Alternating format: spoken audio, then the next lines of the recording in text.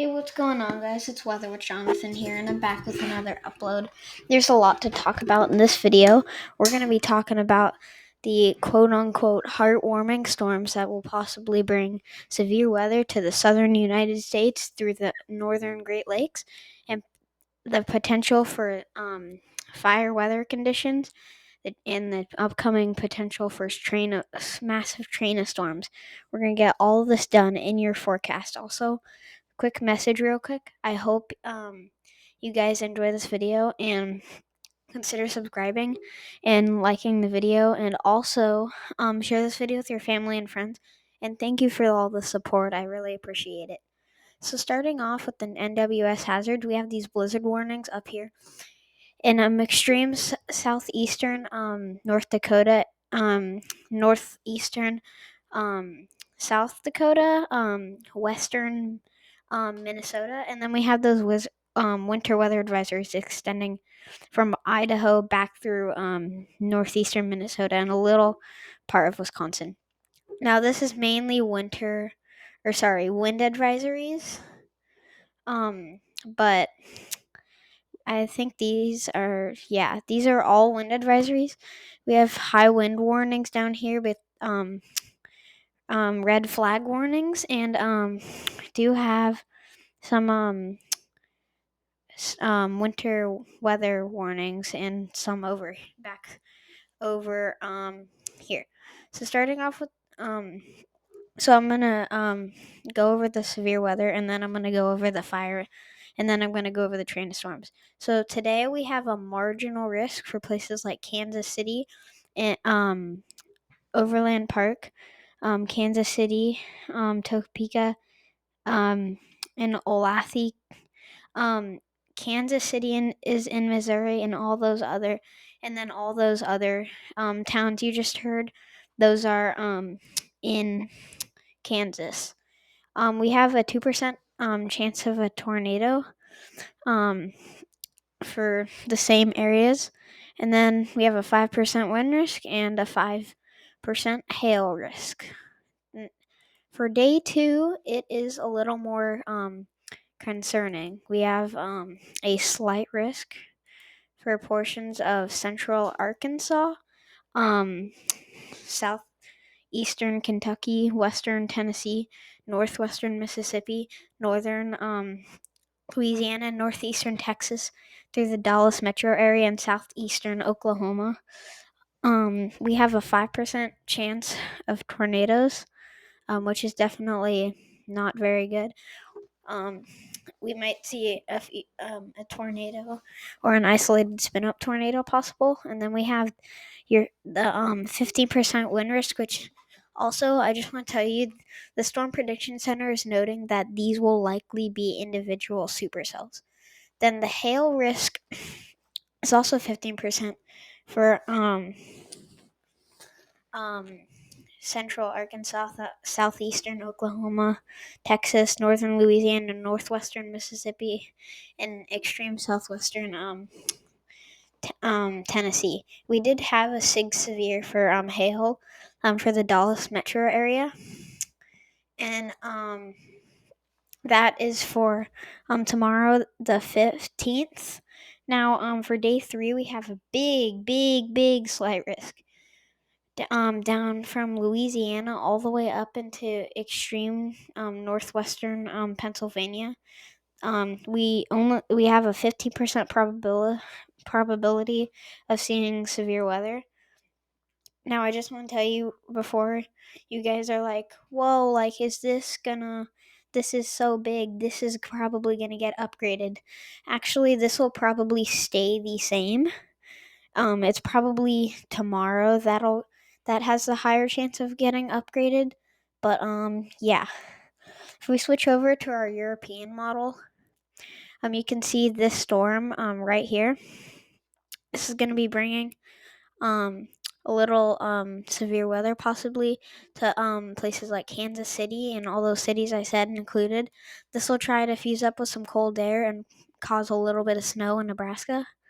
And then after this starts causing that blizzard up into North Dakota, South Dakota and Minnesota, you guys in the Northwest, you're not going to be seeing like any weather at all. You're just going to be mainly cloudy or sunny.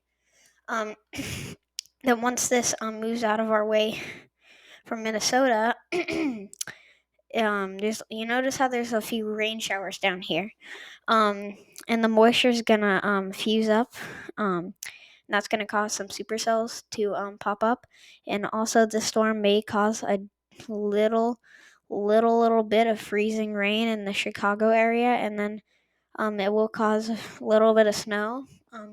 And maybe some even high snow totals for places like Michigan, Wisconsin, Iowa, Missouri, Kansas, Nebraska, maybe in northern Illinois. Now, once this moves out of the way, do you have the freezing rain potential and snow potential for northern Maine, and then after that moves out, it's mainly just going to be clear.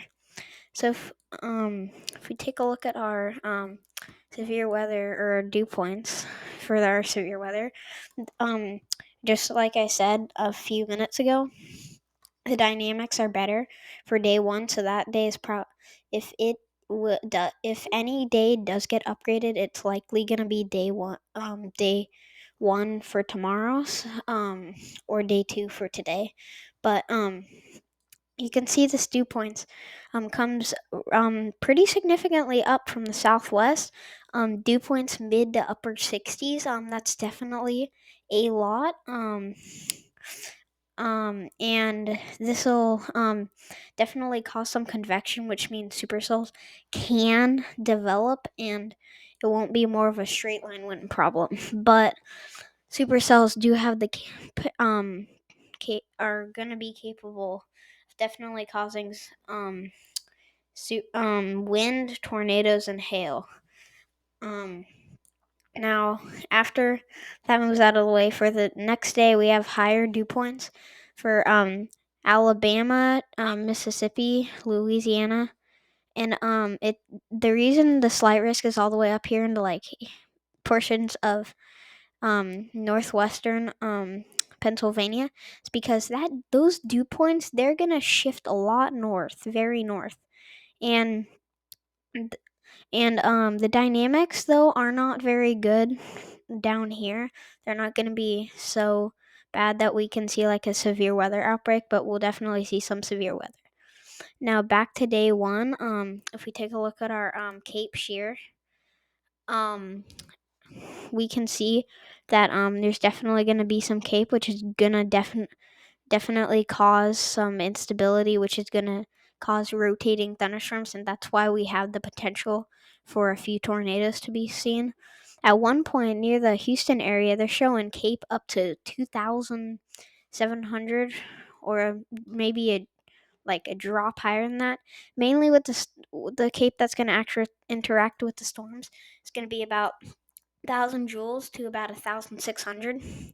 So, but that's going to cause moderate instability. And then for day two, this is or February 17th or February 16th. Sorry. The Cape, what like I just said, is not going to be very high, mainly low Cape. I'll show you our lightning flash rate. This is where we could see like lightning flashes. This is basically sort of like the path, sort of like this is where lightning flashes are most likely to be seen from supercell thunderstorms. So you can see we have a few supercells gonna develop down here from that those dew points cause some convection. Now this is when they start popping up. This is why we have the potential for hail, tornadoes, and damaging winds. Then this becomes more of a wind problem. And then as it shifts into Alabama and up through the Ohio River Valley, this may cause some spin up tornadoes ahead of it. If any supercells develop, we actually could have a few little supercells up in New York. And maybe even back through the Atlantic Ocean. So now we got to take a look at our upcoming train of storms. Look at so if we take a look at our 500 millibar jet stream, I just need to tell you guys this is gonna be strong. So if we take a look at this first storm, this is not the main storm, but that's gonna definitely cause some high values and with knots. But then this is what we've got to watch out for. You can see that jet stream in the trough does shift to being not negatively tilted, but rather positively tilted. You can see um as this moves um throughout the region. Some places like Detroit, you could see knots up to 130 knots. Now this is gonna all this does is like make the storms a little stronger, but then that'll move out of the way, and then a sort of flat pattern comes in. But this one trough is gonna come in and ruin that entire thing, because guess what? I'll get more of this more of these updates in your next video. But guess what? We have a trough coming in right here. Um Now all of these storms are gonna lead to some heavy rainfall and large snow amounts. So if we take a look at our rainfall amounts until about the 24th, about 10 days out from now, you guys in the Pacific Northwest and the higher elevations, maybe 4 or 5 inches of rain. The Willamette Valley could see up to about half an inch to about locally an inch or 2 inches in some places. And then all the way back up, you guys in Washington could see something like 3 inches in some spots. Then another focus is the south slash the southeast, or the east. You guys are going to be seeing some heavy rain in places like Mississippi, Louisiana, Alabama, Georgia, Tennessee, Kentucky, West Virginia, Virginia. That's a lot of rain. And if I use a GFS model, which I will in just a second, you're gonna see likely a lot more rain. I'll pull this to about 360 hours out. You can see now we have a lot of rain for the Sierras. Some areas may be seeing close to 8 inches, especially in northwestern California and extreme southwestern Oregon, and up through the Cascades. And then you guys in Kentucky are going to be dealing with some heavy rain. Some areas could receive locally 8 to 9 inches of rain. Main areas of concern are in southwestern Kentucky and central Kentucky. This will also extend through portions of Tennessee, West Virginia, and southern Indiana. Now, guess what? All of these storms, guess what? When they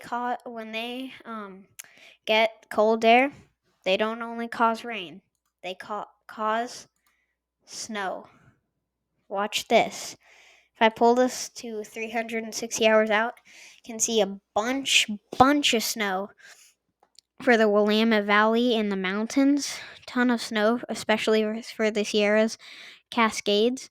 Willamette Valley mainly focusing, and this is currently, okay, till about March 1st, you guys could be seeing about locally 6 to 10 inches possible in some places. And just keep in mind this is currently, it's gonna change a lot. And then if up in the Sierras and the Shasta regions, you guys could see locally up to 6 or 7 feet of snow. And that's gonna be the same in the Cascades, back through British Columbia, and especially in the Rockies. Then it's showing a big snowstorm for the upper Midwest, the UP of Michigan, northern Michigan, the East Coast, and definitely South Dakota, Minnesota, and North Dakota. And also, you know how I just showed you the blizzard warnings on the NWS hazards at the beginning of the video? that's caused by wind, and that's why we've got to talk about the fires. So, I'll show you our fire risk for today. Can see we have an elevated risk for southwestern Texas. This is going to be definitely dry, but it's day 2 that's more concerning. We've got a critical risk for portions of southwestern Texas, places like Big Bend National Park. You guys could maybe see a few fires from this. That elevated risk is gonna extend to near El Paso. Now if we take a look at our wind, I'll show you. We need a lot of wind for that area to get fires, right? Look at that wind, about up to maybe 50 miles an hour in some of the critical risk areas, and then we might have some elevated risk for day 3, day 4, and day 5. I'll show you that in one of my next videos. And then guess what? The blizzard warnings, that's because look at this. Look at the wind. Look at the wind. Just like look at them. Near Fargo, winds maybe isolated areas, gusts about 60 miles an hour possibly. It's going to be very, very strong. Pacific Northwest, not windy at all. Barely windy at all. And yeah, so that's all for the video. I hope you enjoyed, and like I said in the video, consider subscribing, liking, and sharing this video with your family and friends.